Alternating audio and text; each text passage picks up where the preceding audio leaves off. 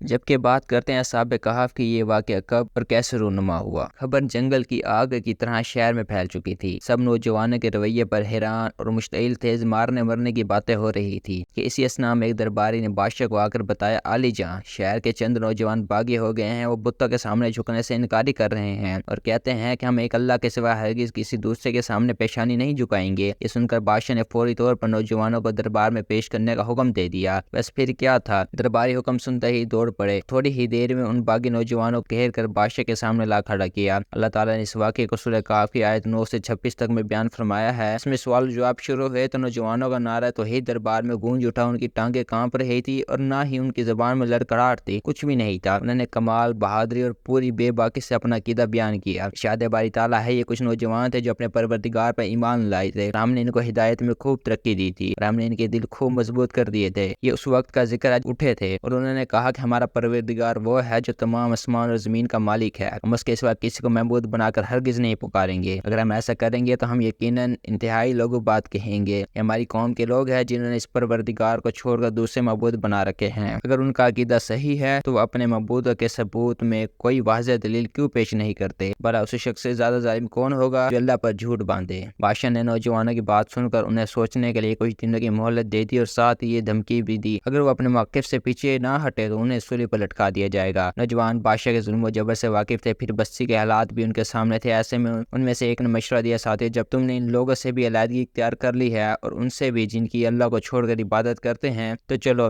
اب تم اس غار میں پناہ لے لو، تمہارا پروردگار تمہارے لیے اپنے دامن رحمت پھیلا دے گا۔ باقی نوجوانوں کو بھی مشورہ پسند آیا اور وہ چھپکے سے شہر سے دور پہاڑوں میں واقع گہرے غار میں جا چھپے اور دعا کی، ہمارے پروردگار، ہم پر خاص اپنے پاس رحمت نازل فرمائیے اور ہماری اس صورتحال میں ہمارے لیے بھلائی کا راستہ مہیا فرما دیجیے۔ غار میں پناہ لینے والے نوجوانوں کی تعداد کیا تھی؟ اس زمانے میں ارشاد باری تعالیٰ ہے، کچھ لوگ کہیں گے کہ وہ 3 آدمی تھے اور چوتھا ان کا کتا تھا، کچھ کہیں گے وہ 5 تھے اور چھٹا ان کا کتا تھا۔ یہ سب اٹکل کے تیز چلانے کی باتیں ہیں۔ اور کچھ کہیں گے وہ 7 تھے اور 8واں ان کا کتا تھا۔ کہہ دو کہ میرا رب ہی ان کی صحیح تعداد کو جانتا ہے، تھوڑے سے لوگوں کے سوا کسی کو ان کا پورا علم نہیں، لہٰذا ان کے بارے میں سرسری گفتگو سے آگے بڑھ کر کوئی بحث نہ کرو اور نہ ان کے بارے میں کسی سے پوچھ گچھ کرو۔ حضرت ابن عباس رضی اللہ عنہ کا قول ہے کہ ان تھوڑے آدمیوں میں سے ایک میں بھی ہوں جنہیں اصحاب کہف کے بارے میں علم دیا گیا ہے۔ ان کی تعداد 7 تھی اور 8واں ان کا کتا تھا۔ بیشتر مفسرین کا یہی خیال ہے کہ اللہ تعالیٰ نے 3 اور 5 کی تو تردید کی ہے لیکن 7 کا ذکر فرما کر تردید نہیں کی۔ تاہم اس کے باوجود اللہ پاک کا حکم یہی ہے کہ اس طرح کے معاملات کی کھوج اور بحث مباحثے میں وقت ضائع کرنے کے بجائے واقعے کے اصل سبق ہی پر توجہ مرکوز رکھنی چاہیے۔ نوجوان غار میں پہنچے تو کچھ دیر بعد ان پر غنود کی طاری ہونے لگی جو دیکھتے ہی دیکھتے گہری نیند میں بدل گئی۔ ہم نے ان کے کانوں کو تھپکی دے کر کئی سال تک ان کو غار میں سلائے رکھا۔ مولانا ابوالکلام آزاد نے کانوں کو تھپکی دینے کا مطلب نیند کے بجائے باہر کی آوازوں کا نہ آنا بیان کیا ہے، تاہم باقی تمام مفسرین کے مطابق کانوں کو تھپکی دینے کا مطلب یہی ہے کہ انہیں آہستہ آہستہ باہر کی آوازیں سنائی دینا بند ہو گئی اور وہ گہری نیند میں چلے گئے۔ یہ نیند کتنے برسوں پر محیط تھی، اس حوالے سے ارشاد باری تعالیٰ ہے، اور اصحاب کہف اپنے غار میں 300 سال اور مزید 9 سال سوتے رہے۔ یہ اللہ تعالیٰ کا قول ہے یا لوگوں کی رائے بیان کی گئی ہے۔ اس زمانے میں کئی مفسرین کا کہنا ہے کہ 309 سال کی نیند کی بات اللہ تعالیٰ کا قول نہیں ہے، اس لیے بادشاہ کے دور حکم رانی کی بنیاد پر اصحاب کہف کی نیند کے دورانی کا تعین کرتے ہیں جو ان کی تحقیق کے مطابق 196 سال بنتا ہے۔ تاہم بیشتر مفسرین 309 سال کو اللہ تعالیٰ ہی کا قول قرار دیتے ہیں۔ جس طرح نوجوانوں کی تعداد کے بارے میں لایانی بحث مباحثے سے گریز کی ہدایت کی گئی ہے، اسی طرح نیند کے معاملے پر بھی خیالات کے گھوڑے دوڑانے سے منع کیا گیا ہے۔ ارشاد باری تعالیٰ ہے،